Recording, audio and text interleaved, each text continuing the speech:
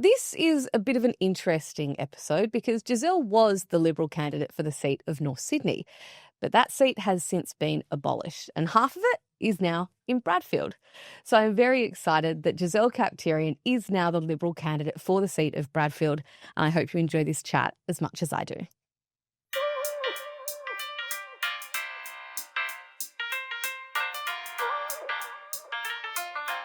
Hello and welcome to Madam Speaker, the podcast by Hillman's Network, taking a deep dive as we sit down with some of the female candidates in the lead up to the next federal election.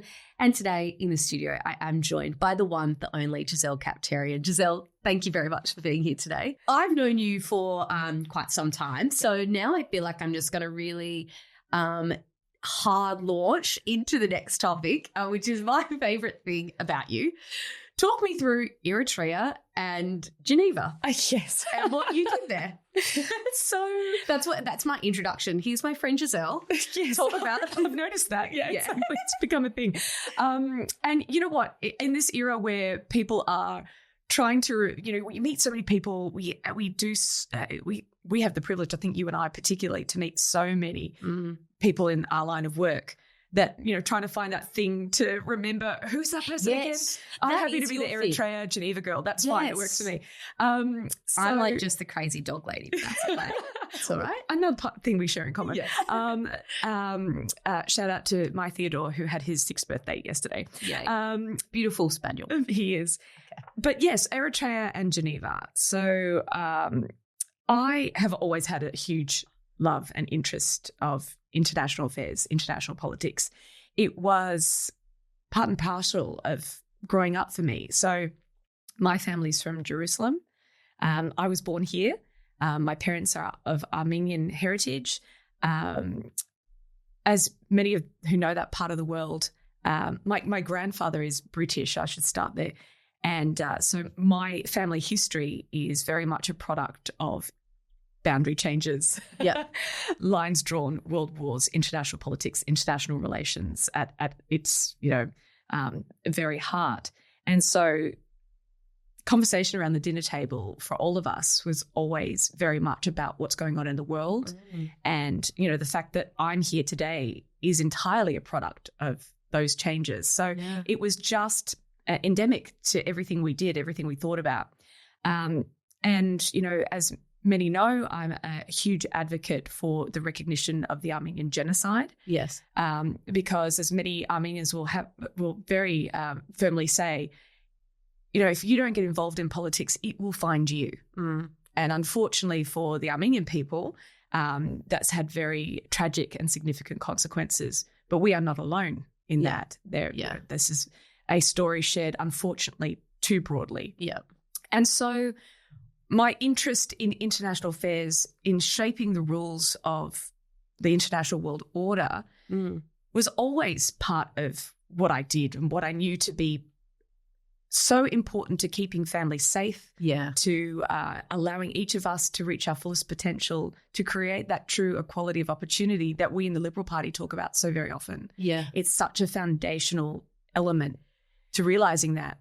And so my law studies took me in that direction. I did an international relations degree attached to my law degree at Macquarie University. And I got the amazing opportunity through my former professor of international law to work in Eritrea.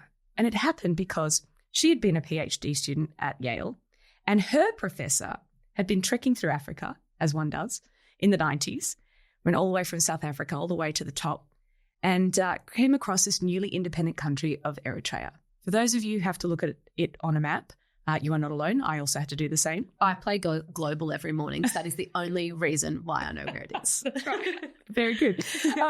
And it gained its independence in 1991 from Ethiopia.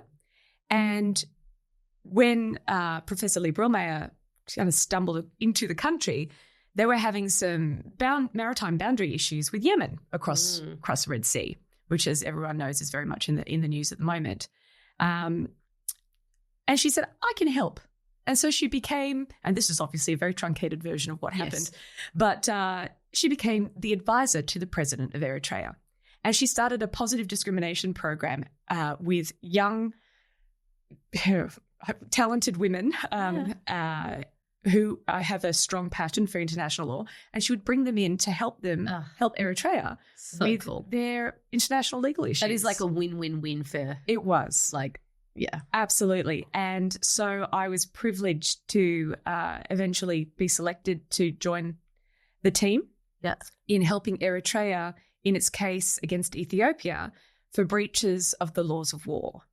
Which is breaches of the Geneva Conventions. The first time in history anyone had tried to attach monetary damages to breaches of the laws of war.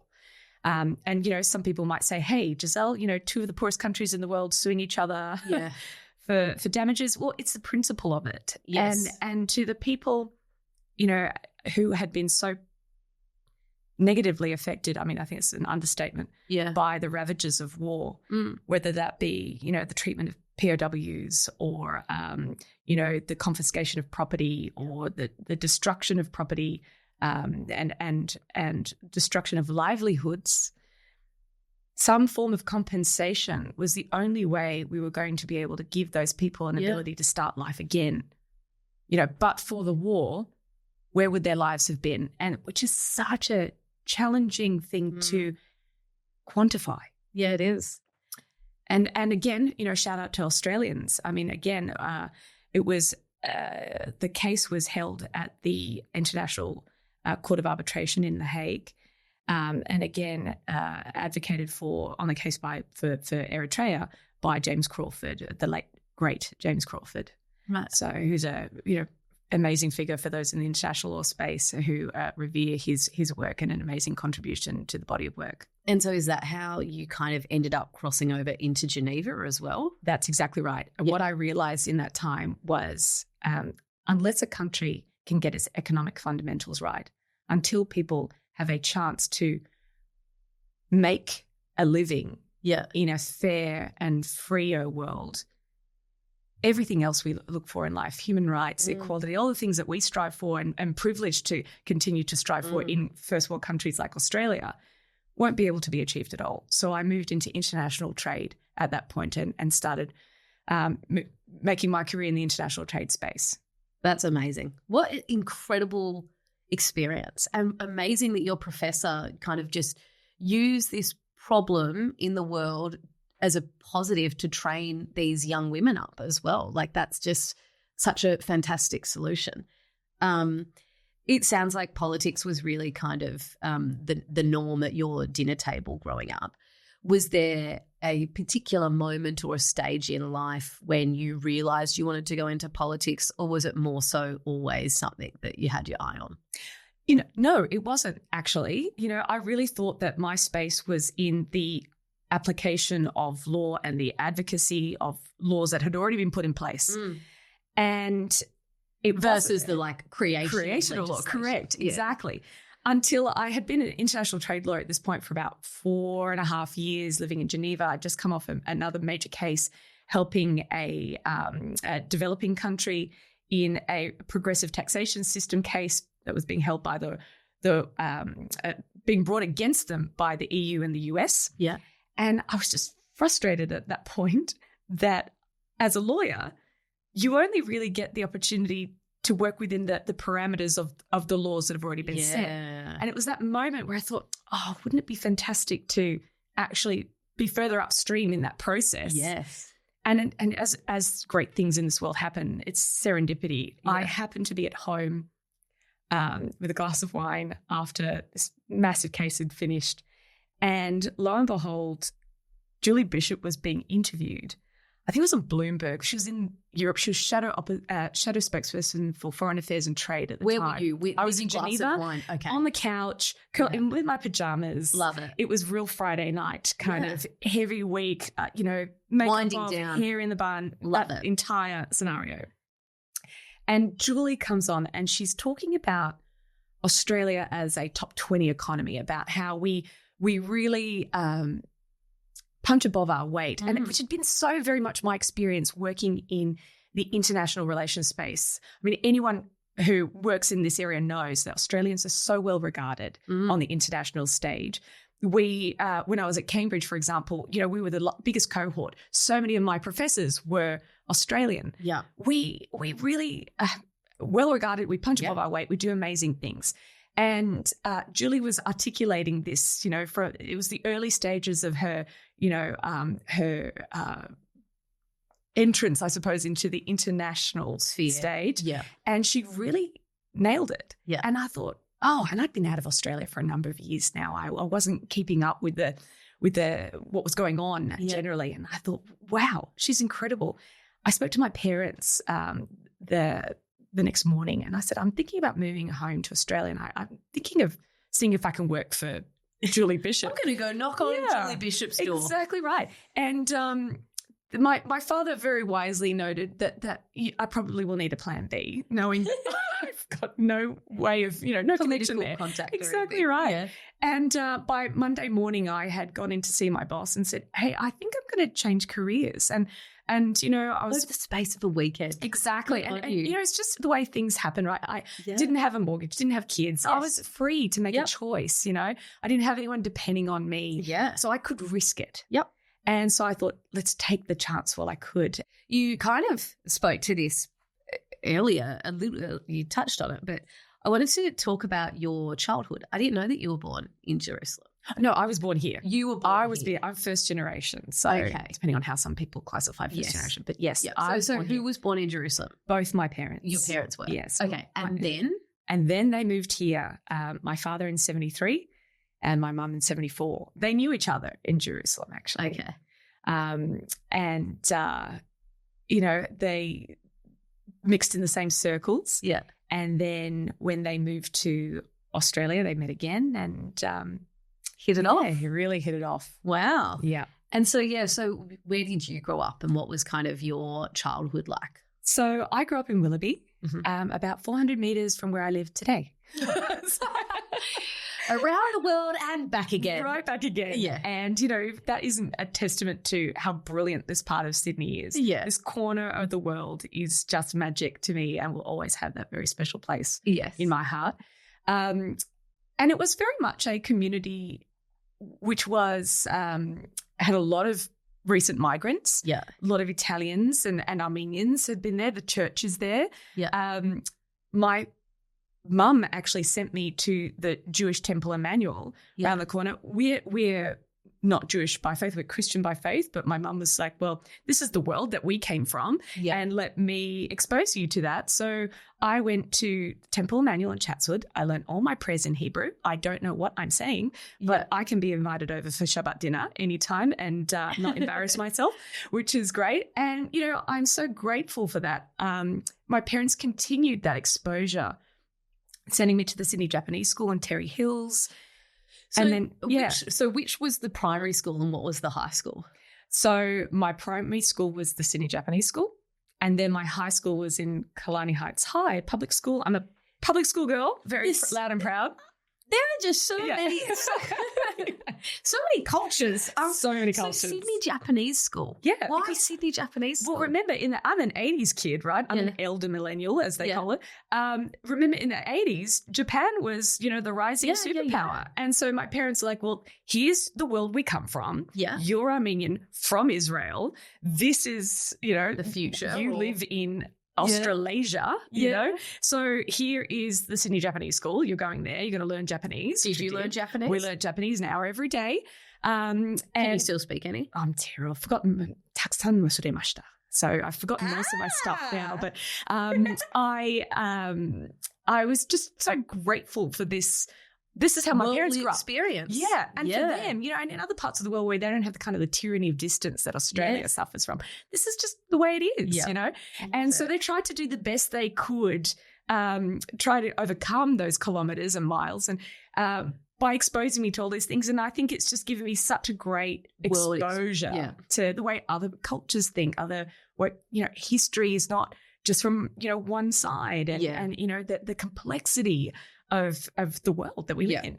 And so then went to Killarney High. Yes. Was that a good experience? Loved it. A big, co-ed school. Public school, it became a selective school, which is, I would love to say we contributed to in some way. I'm sure it has no relationship with my cohort. I'll take that for you. Let's do that. So you've spoken a lot about being Armenian, and we are going to touch on the serious side of that.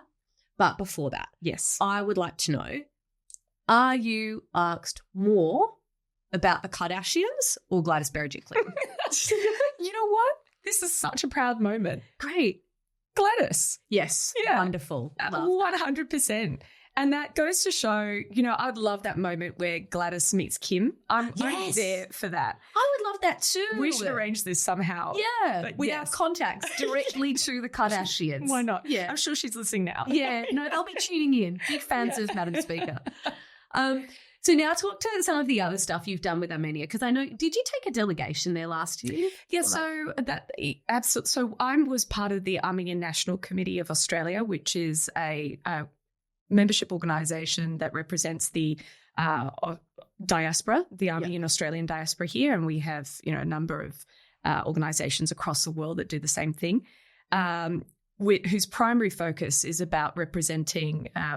It's really to get recognition for the Armenian Genocide that happened at the hands of the Ottomans in 1915 to 23, alongside our Greek and Assyrian brothers and sisters who also suffered the same tragedy.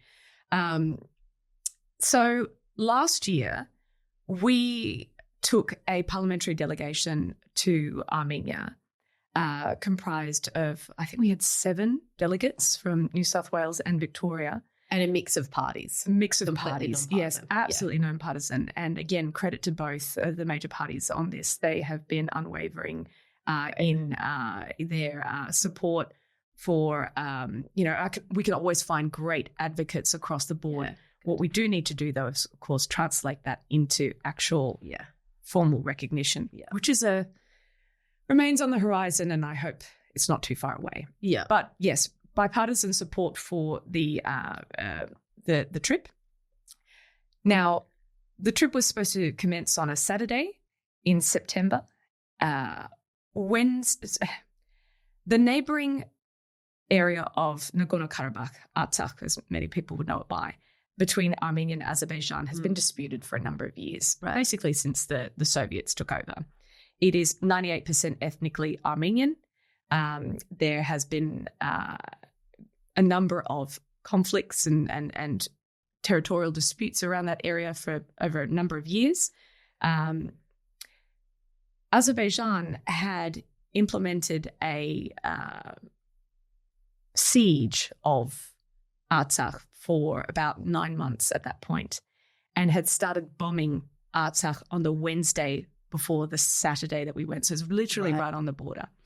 And of course, we were so concerned that our parliamentary delegation might say, hey, it's too dangerous to go. We checked the DFAT advice. DFAT had rightly said, just don't go within a certain number of kilometres of the border, but otherwise safe to travel. So we were very pleased to see that our parliamentarians on both sides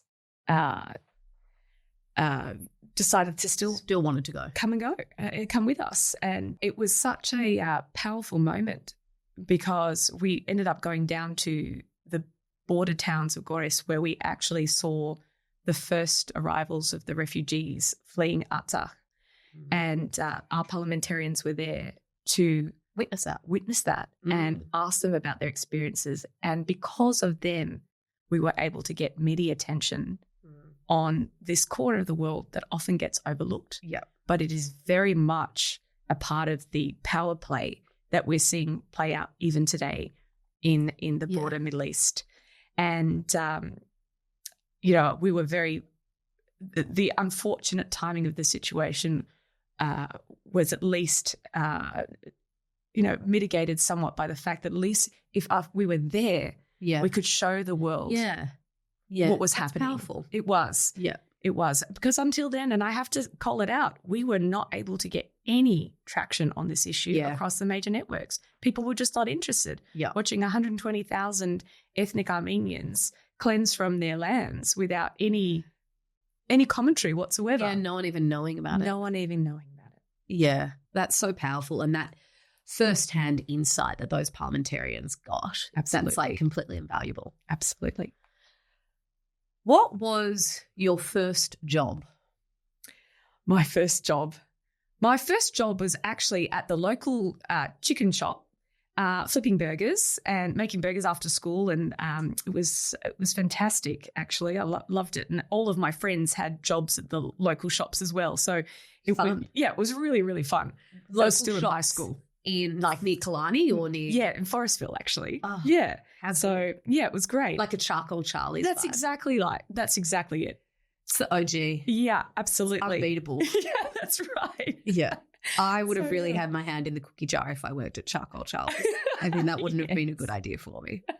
But I guess I spoke to someone else about this recently, like the hospitality and the skills that gives you, particularly at a young age, is so important. It's such an important skill set for so many industries. Oh, 100%. I actually got through most of my, late high school years and early uni years doing exactly that. I worked in bars in the city. I was a waitress. Absolutely. I thought it was very coyote ugly, studying law by day, going and doing my bar and stuff was it? Is that no, it was not even remotely. So I was like, yeah, girl. Yeah, no. Singing, dancing at tabletops? No. Mm-mm. Yeah. After everything closed, yes, but I'm glad there were no witnesses. Yes. Yeah. Good. I'm sure you would have just looked just as cool. You could have brought in the organ. Yes. And you went to Cambridge. I did. So I feel like you also don't drop that into conversation enough. Oh. I personally, if I went to Cambridge, I would only wear Cambridge merch. Love this. I should get a badge. You should. I went to Cambridge. So what was that experience like? Well, it was fantastic. I had always wanted to go. It was literally a childhood dream to go to Cambridge. Specifically to Cambridge? Specifically to Cambridge and not others? Because there are other fancy unis. Yeah. I applied to Oxford. I applied to LSE. I got in. Yeah. All of them. I chose Cambridge. Yeah. I chose Cambridge when I was little because I loved the idea it was the alternative institution. Oxford was very much straight down the line, very, has produced some of the most amazing thinkers. Yeah. Cambridge was always the radical kind of alternative to Oxford. And so, had was the home of Footlights, the amazing comedy home, which produced people like John Cleese and Fawlty Towers and all those, amazing people from so many different walks of life that have kind of peppered my childhood with how to kind of poke fun at the world and really interrogate it in a really funny, interesting, quirky kind of way, which kind of shakes up the foundations of traditionalism a little bit. Yeah, for sure. It's about, exactly. And so what Cambridge represented to me was exactly that. Yeah. So I was holding on. They were the last ones to write back to me to say whether I'd been accepted or not. And was so excited. And then they ask you how to pick your college. And, all these, you hear about colleges and campus, but all the rest, very exciting. And I thought, oh, God, I didn't know how to pick a college. And so I thought, the college where you live on site? Is that like I know in the US it's kind of like Kappa, Delta, those all of that stuff. Kind of think more Harry Potter, more Harry Potter, less sorority. Yeah, correct. Yeah. Cool. So is this Gryffindor? Is this Hufflepuff? Which one are you? There was no sorting hat. I could have really used a sorting hat. But instead I used one of my greatest reference points, which is Rosalind Higgins, the first female president of the International Court of Justice. Yeah. She went to Cambridge. Uh-huh. She went to Girton College. Uh-huh. Of course she went to Girton College because when she went to Cambridge, it was the only college that accepted women. Ah. But I didn't make that connection until I got there. Anyway, I went to Girton College. Yeah. Fantastic. No regrets. Absolutely brilliant. And still have lifelong friends around the world from Cambridge. Were there many Australians over there? We were the largest cohort. Were you? Yes, absolutely brilliant. I'm so proud. When I travel overseas, Australians are just, well, we do so well. It goes back to what you said about punching above our weight. Absolutely. That's really cool. Absolutely. And now you are working more in the technology space. Yes. You do kind of quite a bit of work in AI and data. Mm-hmm. There's so much discussion around this space at the moment, the benefits and the threats. How do you see all of this at the moment? Yeah. And I'll say start by saying, if anybody thinks that the career you choose today locks you in for life, I think you and I are both testament to twists and turns. Actually, that's not in fact the case at all. But you build on those skill sets in each job that you take on. Yeah. You're drawing, and I think that cross-disciplinary insight is really the distinction in each job. So here I am now in the tech space, and yes, what a time to be involved with Gen AI and fascinating time. So the opportunity is massive. I think with every major change, there's natural hesitation. But with, we talk a lot about, for example, the advent of electricity. That scared a lot of people, but where would we be today without it? We talk about and what it's all about is putting in those guide rails to allow you to take advantage of the power of it without the risk that does go. And that's because I think about that a lot, because I am scared by it. I am just naturally nervous about it. Yeah. But then I think about, like, particularly medical kind of stuff, like those robots will just be able to sit there and test and test and test in a way that humans will never be able to. And we will get better results for medical conditions. We'll have more awareness. Like, even I traveled recently. Going through an airport now is a dream. Yeah.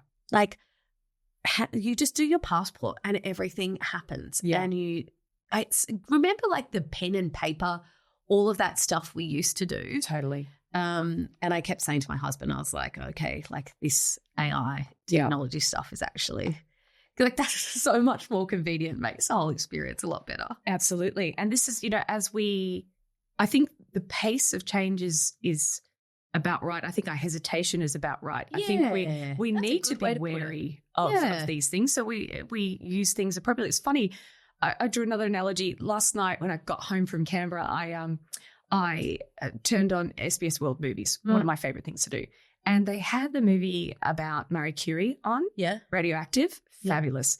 And, it was, what it really did a great job of was teasing out the amazing benefits that, Marie Curie was famous for, really understanding the properties of radium, and which is now used in radiotherapy, but also as the other side of it is Chernobyl, the nuclear bomb, all of those. Again, with great power comes great responsibility. Yeah.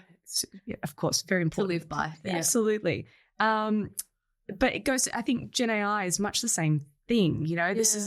It can do so many wonderful things for us, but there are natural risks. And the way you put it there is so brilliant, because so many people are either complete fear-mongering or completely advocates and, like, stop holding us back, let us go full throttle. Yeah. And as you said, it does feel about right. We've got a good level of caution that is like trying to put those guardrails in place. Absolutely. Because of your line of work, I actually got ChatGPT to put together some questions for this interview, because I thought it would be fun. So I've got 3 rapid fire questions. Are you ready? You know what I'm like with a question? Yeah.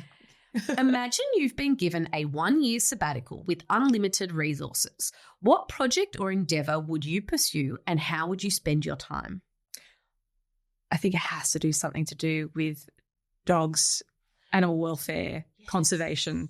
My heart and soul. I think if I could work out a way of owning a massive amount of property right in the middle of Sydney, so I can still be in the mix of everything. Yes. And yet still have all the animals here and all the people I know who would love to, take care of them and nurture them. And that's a dream. I think everybody does that, buys the farmhouse out. I don't want to go far away. I like to be in the city. I keep saying to Hugh, I'm like, let's keep buying just around us. And so we could just turn a whole block in the inner city into a farm. And he's like, I think that might contribute to the housing crisis. And I don't think we have enough money. Just, just minor details. Killjoy. So that's good. I do also, the Argentinian president, he's just cloned his dog 3 times. I understand this. I understand it too, but he's got them all existing at the same time. I would just want my dog to live for a lot longer. My last dog lived to 17, which I actually think is very good. Okay. Do you have any quirky habits or routines that help you get through the day? I am a I cannot get off the phone. Yeah. I talk to people constantly. I cannot get through my day without just the input and energy of other people in my world. So trying to get through to me, it's kind of like trying to get through to you. We're always like, give me 2 minutes. I'm just on the phone with someone else. I'm just on the phone with someone else. But that's the joy of life. I feed off that energy from other people. Connection is so important. Beautiful. I love that. And finally, from ChatGPT, what's a book or a movie that you've recently enjoyed and would recommend to others? Great question. Actually, I'm going to go with one that I read many, many years ago when I was about 15 years old, The Crucible, Arthur Miller.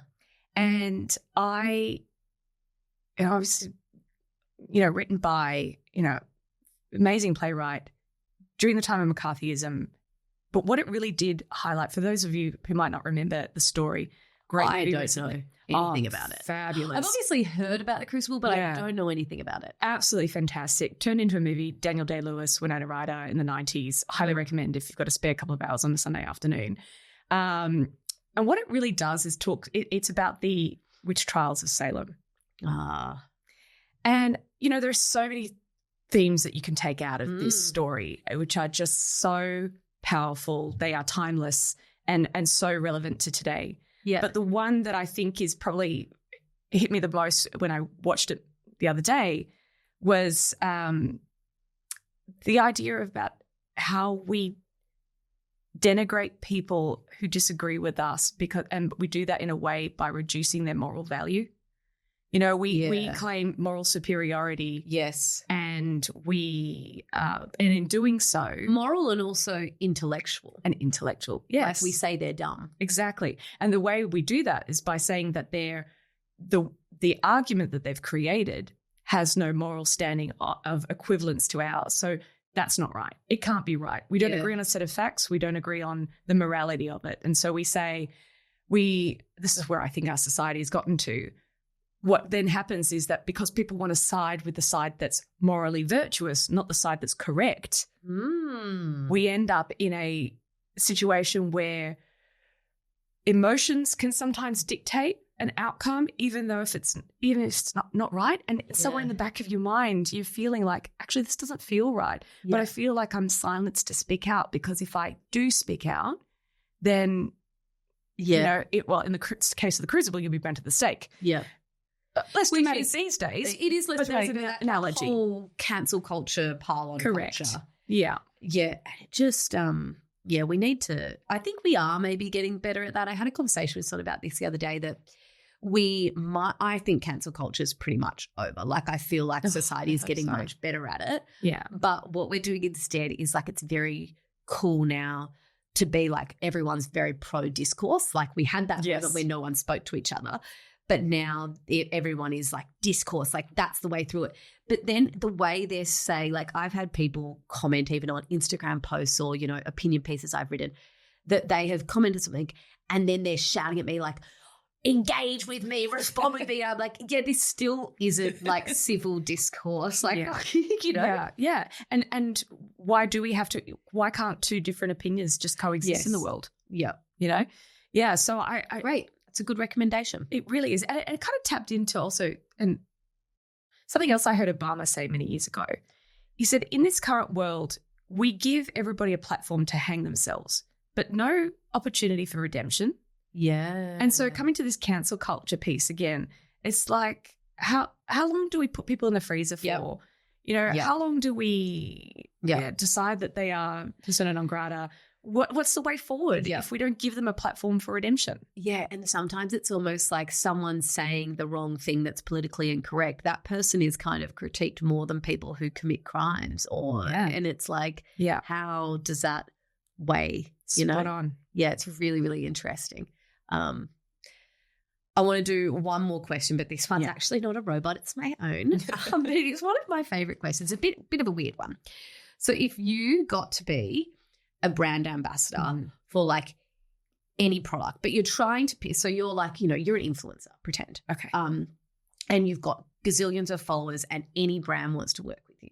What is the brand or the product that you are like aligning with that's authentically, like mine's Armour Force, which like I should be getting paid commission for because I recommend it to everyone because I love it. What's yours? This was really hard because, you think it as you go through your day, how many things you have to engage in that make your day a bit better and a bit easier to work through. And, the fundamental thing was I think I came right back to Harris Farm. Yeah. right the way through. I make all of my living decisions based on proximity to a Harris Farm. I am happy to claim that. Yeah. I 100% acknowledge that Harris Farm is very much it is a product for certain parts of Sydney. Yeah. And we are so lucky to have exposure to that, and also started by an amazing migrant woman. Yeah. Many years ago. So, right. There you go. That is good. Yeah. I love Harris Farm. Yep. Shout out to them. All right. Here we're going to finish on. Who is a woman that inspires you? Oh, Charlotte, this is I've been asked this question before, and with every answer I give, I feel like I'm not paying tribute to the other women that I need. And I know I'm not trying to hedge on this one, but can I just say how much I love an inconvenient woman? Yeah. Who, whatever name she goes by or whichever time she lives in, there is, something crucible about that. Yeah. And there is, it's just the women who refuse to be defined by their circumstances. And, you and I can rattle off how many in a heartbeat that we know of inconvenient ourselves. Women. Yep, right at the top. Right. But that's the beauty of it. And I think for every context, there has been that woman. Yes. I've had the absolute privilege of working with so many of them or reading about their stories. But, I'm a great fan of history. Yeah. And there are so many in history that we can point to who in their time had been that inconvenient woman in so many ways. Everyone from like Elizabeth I to, Emmeline Pankhurst or, right the way through to, even Margaret Thatcher. Yeah. Hillary Clinton. Yeah. You've got every single one of them. I would never want to say that there's just one. Yeah. And I'm so lucky we have many to choose from. I love that. That's a fantastic answer. Not necessarily an individual, but almost like a style of one. Exactly. Gisele, thank you so much for coming on Madam Speaker. It's been so good to chat with you, and we're wishing you all the best of luck in your career. Such a pleasure. Thank you so much for having me, Charlotte.